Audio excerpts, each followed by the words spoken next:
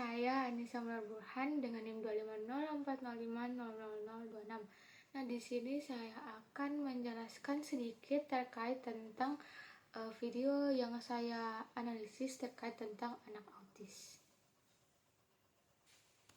Nah, jadi di video pertama ada seorang anak laki-laki yang sedang belajar menulis dan juga dengan pendampingan gurunya.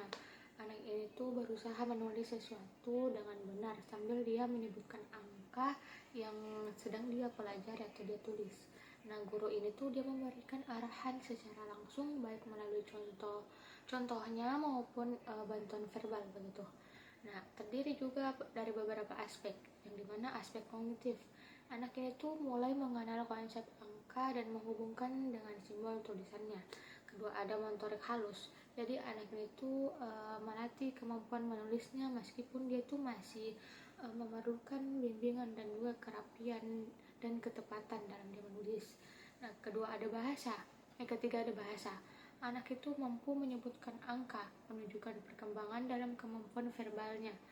Terakhir itu ada perhatiannya. Jadi itu anak cukup fokus dan juga tetapi dia tuh masih bergantung pada arahan guru atau yang mendampinginya. Nah, selanjutnya di video kedua yaitu anak perempuan memakai hijab, dia itu terlihat sedang memperhatikan bukunya dan juga dia berusaha untuk memahami isi yang ada dalam bukunya. Dia itu melihatnya secara berulang-ulang, kayak dia kasih begini terus bukunya. Terus anak itu tampak membaca atau mengamati dengan konstruksi meskipun perlu pengulangan untuk memahaminya. Nah, dari aspek tersebut juga terdapat ada aspek kognitif yang dimana anak itu berusaha untuk memahami isi bacaan dan dia itu menunjukkan proses berpikir dan pemahamannya yang sedang berkembang. Kedua ada aspek bahasa yang dimana terdapat usaha dalam memahami makna dan simbol ataupun teksnya. Ketiga perhatian.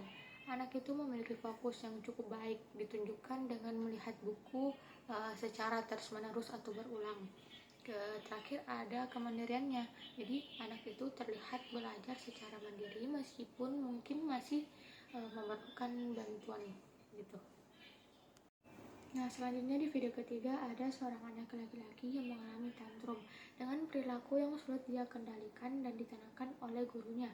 Anak ini tuh menunjukkan reaksi emosional yang kuat seperti dia itu menangis keras atau dia menolak arahan. Jadi guru itu mencoba menangani secara langsung, namun anak ini tuh masih sulit untuk diatur, teman-teman. Nah, terdapat dari ada aspek-aspeknya yang dimana sosial emosionalnya. Anak ini tuh mengalami kesulitan dalam mengontrol emosinya, sama seperti kita ketahui. Terus yang kedua ada perilakunya. Muncul perilaku tantrum sebagai bentuk ekspresi ketidaknyamanannya atau dia kayak frustasi gitu. Nah, yang ketiga ada regulasi diri. Jadi anak itu belum mampu untuk menenangkan dirinya secara mandiri. Nah, terakhir ada interaksi. Jadi responnya itu terhadap guru itu dia tuh masih rendah saat kondisi emosinya itu tidak stabil. Nah, selanjutnya di video terakhir ada anak perempuan terlihat menangis terus-menerus tanpa sebab yang jelas. Anak ini tuh tampak sulit untuk dihentikan tangisannya meskipun dia itu tidak terlihat pemicu langsung yang menyebabkan dia tuh seperti begitu. Nah, terdapat ada aspek-aspeknya yaitu yang pertama ada sosial emosionalnya. Anak itu dia tuh menunjukkan ketidakstabilan emosi. Yang kedua ada regulasi diri. Jadi anak itu belum mampu untuk mengelola emosinya dengan baik. Ketiga ada perilaku. Anak ini tuh menangis berkepanjangan bisa menjadi bentuk komunikasi atau respon terhadap kondisi tertentu. Misalnya dia kayak kelelahan, kecemasan ataupun dia kebutuhannya itu yang tidak terpenuhi begitu. Nah, yang selanjutnya ada interaksi. Anak ini tuh kemungkinan dia tuh membutuhkan pendekatan khusus untuk bagaimana kita bisa memahami penyebab emosinya begitu.